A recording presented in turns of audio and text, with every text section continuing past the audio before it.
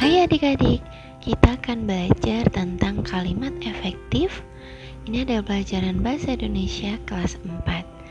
Nah, apakah kalian sudah siap? Kita langsung saja yuk belajar bersama.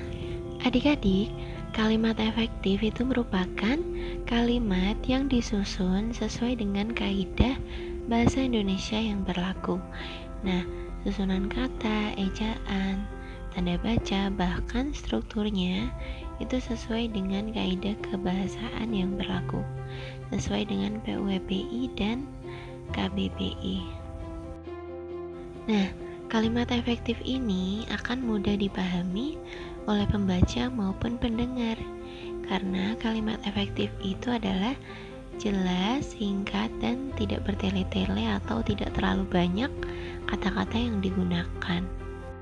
Ciri-ciri kalimat efektif yang pertama adalah menggunakan kaidah kebahasaan yang mengacu PUEPI atau KBBI. Nah, jadi bahasanya itu bahasa yang baku atau sudah ada di Kamus Besar Bahasa Indonesia atau sesuai dengan ejaan yang benar. Yang kedua, mengandung unsur kalimat minimal subjek dan predikat. Jadi pada kalimat efektif itu minimal ada subjeknya, kemudian predikatnya. Nah, sebelumnya anak-anak udah belajar ya tentang subjek, predikat, objek pada kalimat transitif dan intransitif. Kemudian yang ketiga, hemat dalam penggunaan kata. Nah, jadi kalimat efektif itu penggunaan katanya adalah hemat atau tidak terlalu menggunakan kata-kata yang tidak penting. Kalimatnya itu masuk akal. Itu adalah ciri-ciri kalimat efektif. Nah, anak-anak, kalimat efektif itu sering muncul dalam percakapan kita sehari-hari. Nah, hal ini dilakukan agar tujuan dari pesan yang kita sampaikan itu bisa dimengerti.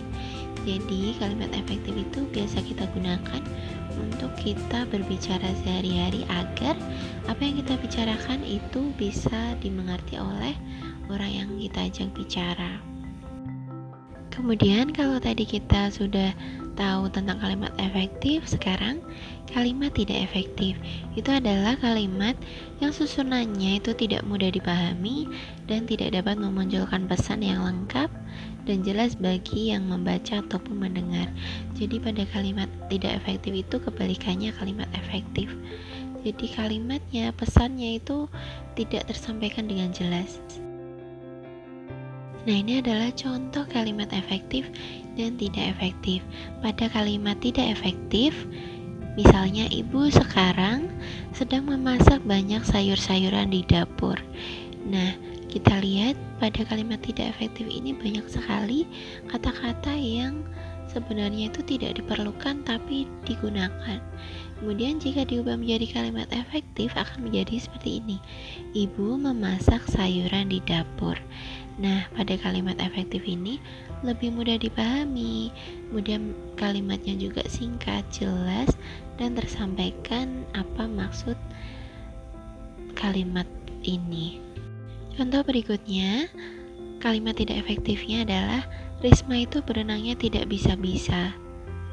Nah, ini kadang ada yang tidak paham tidak bisa-bisa, itu sebenarnya bisa kita ubah menjadi kalimat efektif seperti ini. Risma belum bisa berenang.